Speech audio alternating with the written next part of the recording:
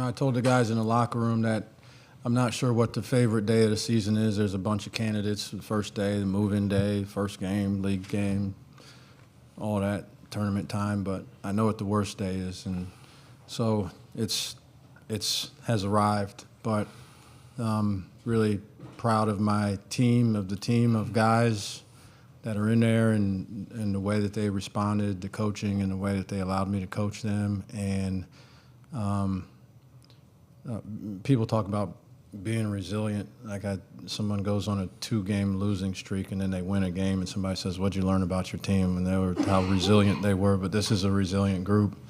To have a lot of close calls and not have the successes that they wanted to in terms of wins, and still know and believe that that's a real thing for us, and then to go to practice every day with that in mind, and then come out in the games and play the way that they played, continued to play.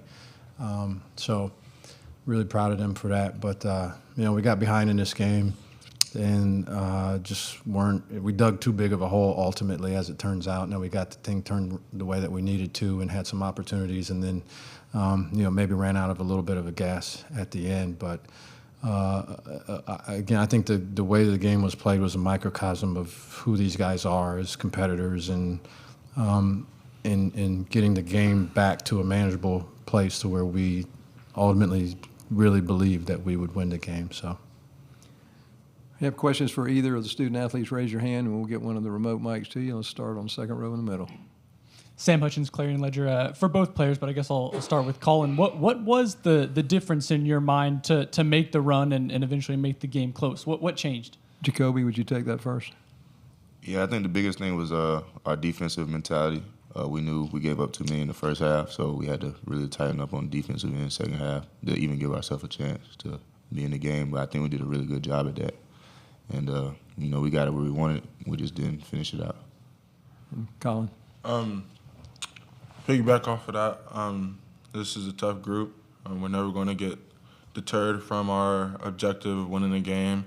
And I think it showed in the second half. As we saw, we gave up in the first half. We really tightened it up. And it really led us to come into about 1 point. We had a lead at 1 point, and that just shows how resilient this team is, like Coach is saying. Other questions for either student athletes? Go to the right side. Yeah, if both of you guys don't mind taking this, but so many one-possession games or very close games right there at the end. What, as y'all look back on and kind of evaluate those games, what's one thing that needs to change for next year in terms of being able to come out on the opposite side of those? Collin, would you go first? Just knowing our objective and what we need to do, instead of having those close games where we might mess up on one play and then try to get it back, but the other team has a full head of steam, and just making the right play at the right times. Other questions? Let's come back to the second row on the right. Again, if both players don't mind answering, Coach Cal was just in here, Calipari, and he was saying South Carolina, if they're in a different league, he's confident that your record is much, much better. I'm curious how you guys will reflect on this season with the record and maybe not equating to some of the performances. Collin? I would say this record that we had doesn't reflect the team that we had. This is a really, really good squad. Even rivals last year's squad. This is a really good team. We just couldn't figure it out late game situations, and especially in away games. But I would say we wouldn't be hanging our heads on this year. It's a lot to learn from this year, especially going next year. Going off of what he said, I think we could have just been just as fine as in this conference, if you want to be honest. Like Coach said, we were in a lot of games. It came down to a few plays. Those go our way, or we make those go our way, the season would have been a lot different. So I don't think the conference was the problem.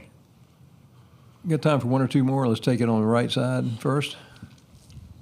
And Jacobi, you're a four-year guy here, started a bunch of games, very aggressive today, taking 10 shots and scoring a clutch when they're towards the end. Just wanted to get your thoughts on kind of how you finished off the season and what this program has meant to you over the 4 years. Yeah, it's been everything. Two staffs, but this staff for 3 years. I'm around them more than I'm around my actual family every day throughout the week. So this is like my family, and I have a bond with all these guys and these coaches for the rest of my life. The program is in great hands. I'm gonna be coming back to the games, and I expect to see the Gamecocks doing big things here on out. Okay, last question on the left. For Collin, just curious, have you made a decision on whether you come back next year or enter an NBA draft? What are your thoughts on that? That's a discussion for my family, coaches, and my inner circle to discuss later on. Okay, we'll excuse the student athletes. You can return to the locker room. All right, thank you. Appreciate it.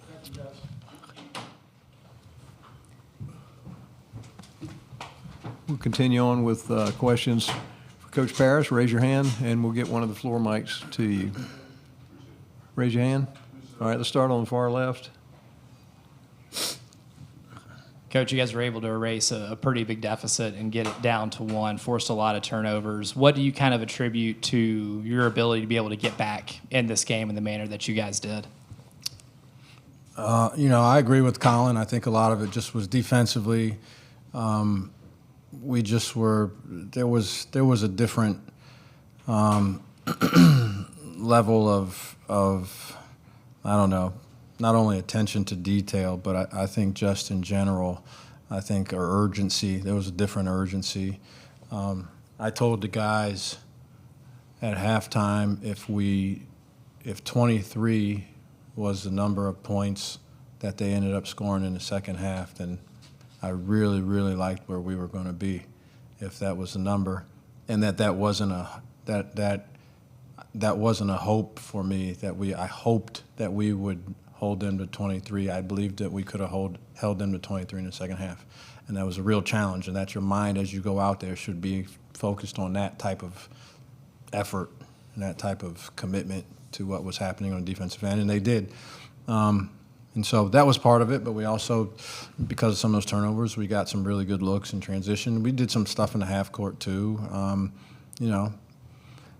I still don't think we played. We had a lot of plays we could have made right around the basket and some other things. So I don't think from a performance standpoint we broke any sort of records, but the guys really, they stuck with it. They stuck with it and just continued to get a stop. I don't know how many stops we had in a row. It seemed like a bunch, and we needed a bunch. And so I think it started with the defensive side for us to really sink into what was happening and what was going on in ball screens and how quickly we had to make some of our decisions and rotations. And unfortunately, we didn't do that in the first half a little earlier because it's it changes the landscape of what you're doing in the second half.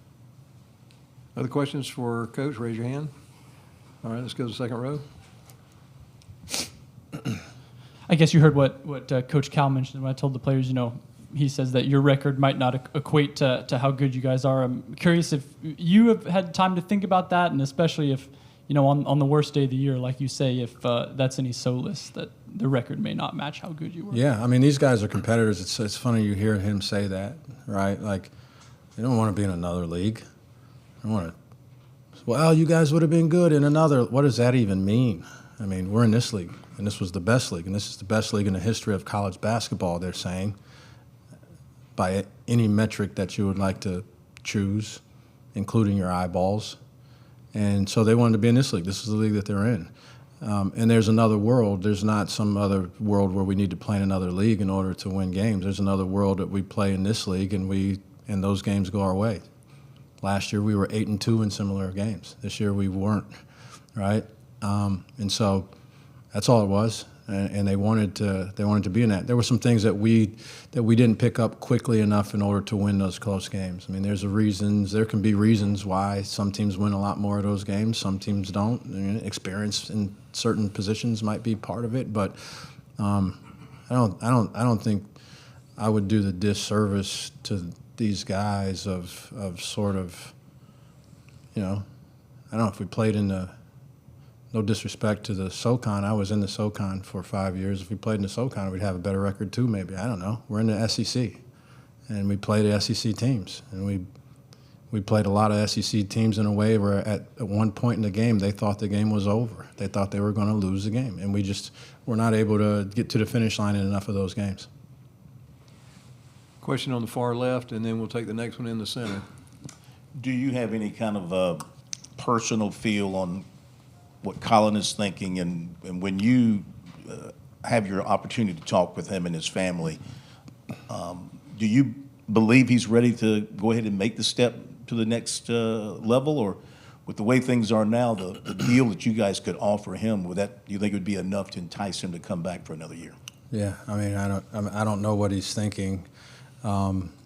First, second of all, like, we just got done with a difficult season that our guys should get a lot of credit. I mean, I don't know if people know anybody. It used to be 18 to 22. You say now it's 17 to like 26 is the window of the age of these guys. But I don't know if you know many young people in that group.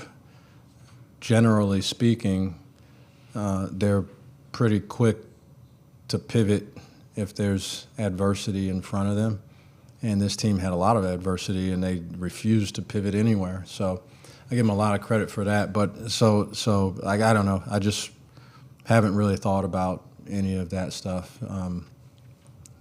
There'll be a lot of people that will be making a decision on whether they're going to go to the draft or stay, and certainly there are more incentives to stay in college these days than there have been. But I mean, I've always believed if this is about these young men and trying to help them, and when their opportunity is the right opportunity, they should do exactly what's the best that they believe is the best for them. And so if I can provide a little advice for him, it won't be slanted in any direction. And so that's just not who I am.